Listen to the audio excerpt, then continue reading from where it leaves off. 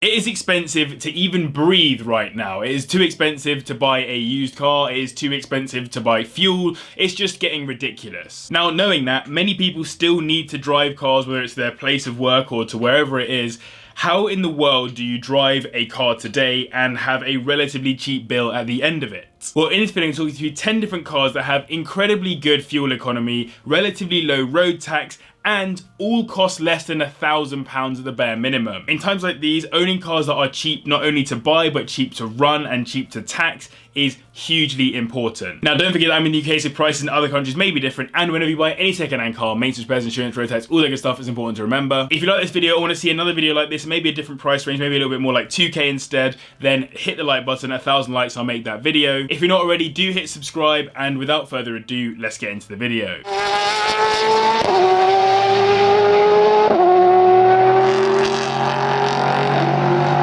Oh, and by the way, before we begin, every car on this list is ULEZ compliant too, so no need to worry about the extra £12.50 per day if you live in and around a city. But let's get it started with the Ford Fiesta, specifically the generation between 2002 to 2008, with the 1.25 litre inline-4 engine that makes just 73 brake horsepower, does 0 to 60 in 13.6 seconds, and will manage 47 miles per gallon. This list is ordered from least to most miles per gallon, by the way, but I'll also mention road tax, and the Fiesta is actually the worst in both categories, costing £180 per year to tax. Fiestas are staple super minis and do nicely as a first car or a simple runaround, and it comes in either 3 or 5 doors. So if, like me, you mostly drive alone, you can look cooler in your 3-door, or if you actually have friends and don't spend your entire life working, maybe go for the 5. You can of course get these under £1,000 with around 100,000 miles on the clock, but at this price range with any of the cars on this list, do take a good look around the car. My dad literally just scrapped one of these, having bought it for 800 quid or so a couple of years ago,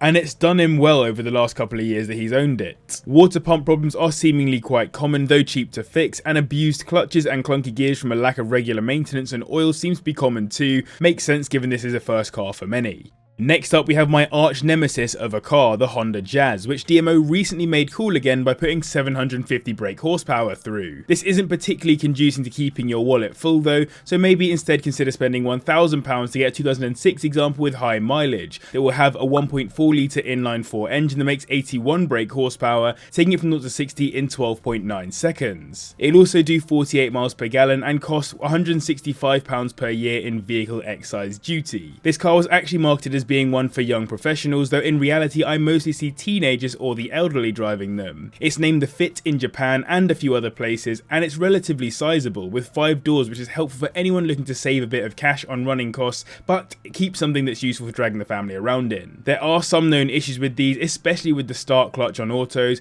and there are known problems with the spark plugs and coil packs too. The engine mounts have been known to fail, and some have reported oil leaks from crank seals. Next up, we have one of 2 Toyotas on this list, the Toyota Yaris, with its 1.3 litre inline-4 engine with variable valve timing that makes 86 brake horsepower, does 0 to 60 in 11.7 seconds, and manages 50 miles per gallon, which is pretty sick given it's also one of the most reliable cars on the list, as other than some complaints of gearbox whine, many of which were replaced under warranty, this car benefits from Toyota's exceptional reputation for making cars that last. It's named the Vitz in some other markets, and I've mentioned the T-Sport many times in previous videos as it's one of my favourite fast first cars, and the non-T-Sport looks very similar minus the extra aggressive bits. It's weird to think that this little car is an ancestor to the stunning GR Yaris we see on the roads today, but either way I think you couldn't turn this down given the low running costs and the great reliability. For £1,000 you could get the 1.3 litre or a 1 litre instead if you're happy to go even slower to 60,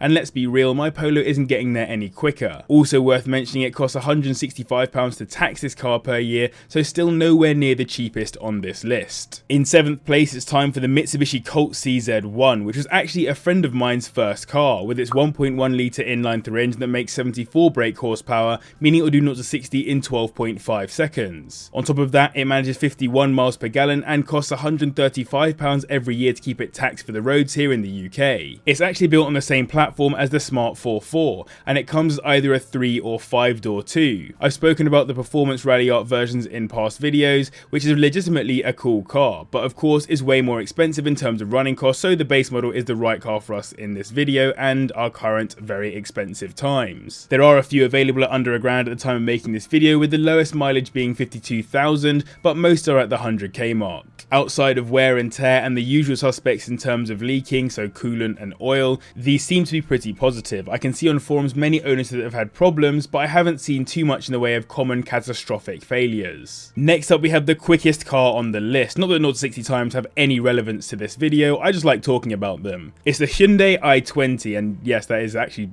theoretically how you're supposed to pronounce Hyundai. How mad is that?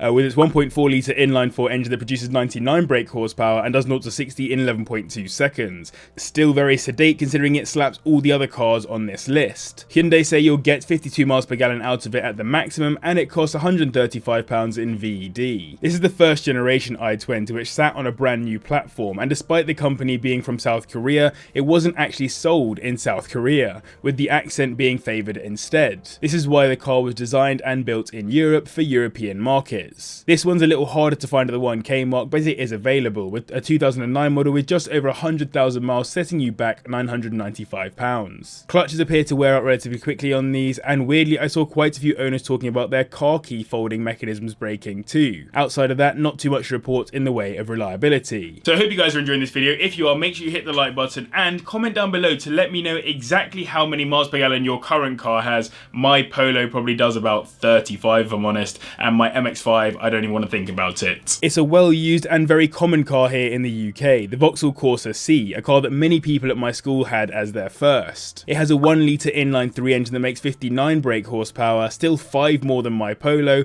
and does 0 to 60 in 15 seconds, making it the slowest car on the list, but again, still 3 seconds quicker than my Polo. How mad. Anyway, it'll also do 53 miles per gallon and costs £135 per year in road tax. It was built on the Gamma platform, shared with the Meriva Antigra 2, plus all the other Corsa Cs like the Chevrolet, Opel and Holden Barina, which are renamed and slightly reshaped versions for other markets. It was hugely successful in the UK though, being the most popular Super Mini and second most popular car altogether in 2002, 2003 and 2004. These are pretty easy to find at under £1,000, and the best you'll find will probably have around 70,000 miles on the clock. There are plenty of known problems with these, including the cam belt, seat adjusters, wobbly steering wheels and a bunch of other build quality issues like water ingress, which can impact the ABS and cause it to stop working properly. Next up we have the Mazda 2, a very basic little runaround which is a 1.3 litre inline-4 that makes 84 brake horsepower, which gets from 0 to 60 in 12.5 seconds. It also has a quoted miles per gallon figure of 54 and costs £135 every year in tax. This is the second generation Mazda 2 and it sits on the Fiesta platform that followed the one mentioned previously in this video, so you basically are buying a newer Fiesta from Japan for the same money. It was a departure from the previous generation and it's a little hatchback, while the first gen was actually an MPV. There are numerous specs available, but you'll only be looking at the base TS1 for our budget, and the car was built with a bunch of lightweight materials to help with agility and fuel economy. You can get these starting anywhere from around £800 in running order with MOT, so not a bad place to start, but of course it'll be high mileage. Owners are hugely positive about the reliability and build quality on these, which is great news, and they have very low maintenance costs, at least from what I can see on forums. Next up we have a car I've only ever been a fan of in 100 HP spec, the Fiat Panda, specifically with its 1.1 litre inline-4 that makes 54 brake horsepower and does 0 to 60 in 14.5 seconds. So it matches my Polo on brake horsepower but still gets to 60 quicker, which is pretty ridiculous. What's great is that the annual road tax is just £30 and it will supposedly manage 56 miles per gallon. It's supposed to be a little city car and was designed by one of the most famous car designers of all time, Giorgetto Giugiaro, the man who was responsible for multiple Bugatti concept cars, classic Alphas, Ferraris and Lancias, and a bunch of other cool stuff too. How strange. These are super easy to get under £1,000, and here's an example from 2008 with just under 90,000 miles on it.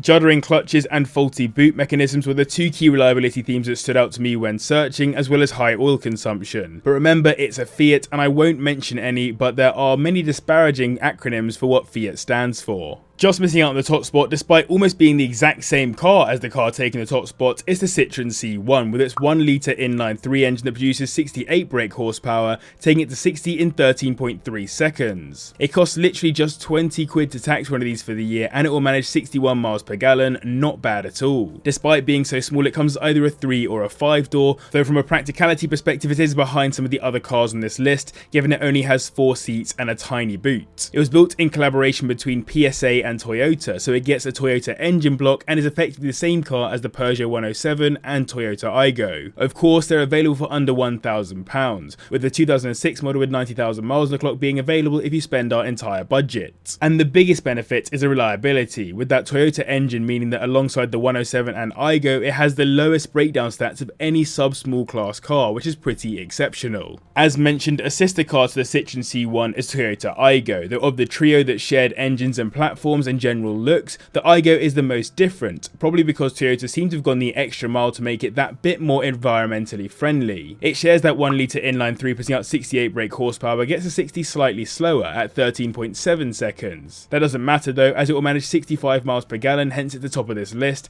and as it puts out 99 grams of CO2 per kilometre, it qualifies to cost you absolutely nothing on car tax per year. How good is that? Add on the reliability points I've just mentioned about the C1 and you've probably got one of the most economically viable cars available on the market right now. I really can't stress that enough. It suffers the same practicality issues as the C1 though, so if you need something that will actually fit stuff in the boot while all 4 seats are occupied, maybe look elsewhere. It's also one of the more expensive cars on the list and you'll only just get one for our 1k budget. So I hope you guys enjoyed this video. If you did, make sure you hit the like button, I would really appreciate it, and subscribe as well if you're new here. Go follow me on Instagram as well at CarsWithJB, I'd really appreciate that. Massive thanks to the patrons as always for their support, and to you guys as well for watching. I'll see you in the next one.